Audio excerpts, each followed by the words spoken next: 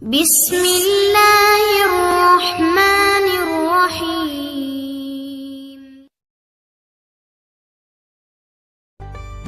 السلام علیکم ورحمۃ اللہ وبرکاتہ۔ اسلام میں بہن کا مقام۔ حضور اکرم صلی اللہ علیہ وسلم کا ارشاد ہے، اللہ تعالیٰ نے جسے 2 بہنیں یا 2 بیٹیاں دیں، وہ ان سے حسن سلوک کرتا رہا اور ان کے معاملے میں اللہ سے ڈرتا رہا تو اس کے لیے جنت ہے۔ اسلام میں بہن کا مقام اس قدر ہے کہ جس کی مثال کسی مذہب میں نہیں ملتی۔ اس کا عملی نمونہ نبی اکرم صلی اللہ علیہ وسلم کی سیرت مبارکہ ہے۔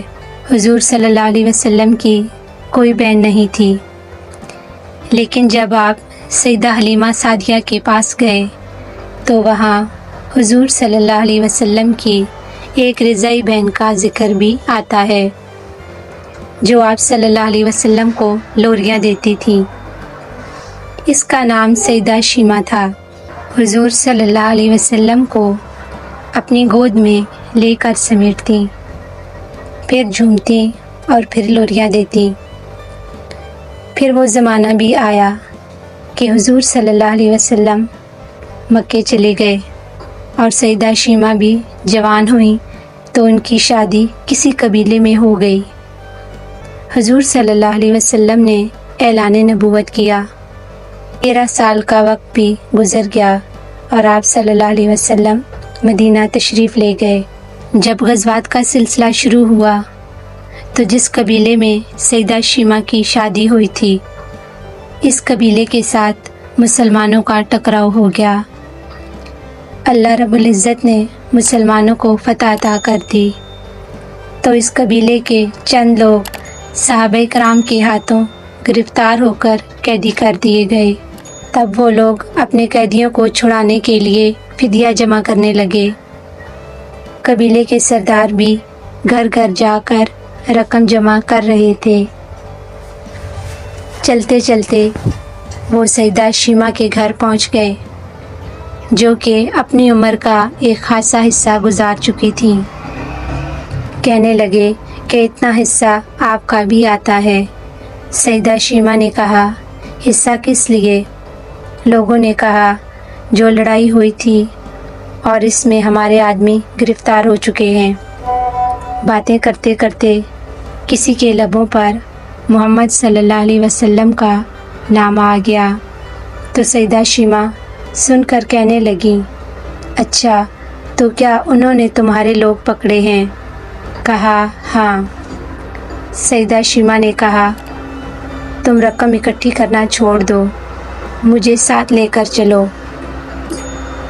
سردار نے کہا، آپ کو ساتھ لے کر چلیں؟ سیدہ شیمہ کہنے لگی، تم نہیں جانتے، وہ میرا بھائی لگتا ہے۔ قبیلے کے سردار کے ساتھ جب سیدہ شیمہ حضور صلی اللہ علیہ وسلم کے خیمے کی طرف جا رہی تھیں اور صحابہ کرام ننگی تلواروں سے پہرا دے رہے تھے، وہ مدنی دور تھا۔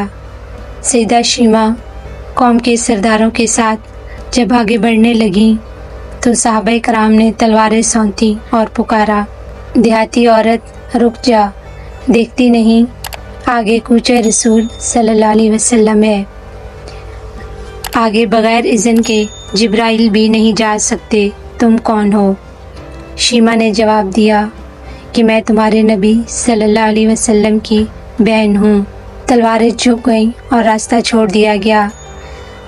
سیدہ شیمہ حضور صلی اللہ علیہ وسلم کے خیمہ میں داخل ہوئیں تو آپ صلی اللہ علیہ وسلم نے دیکھا اور پہچان گئے۔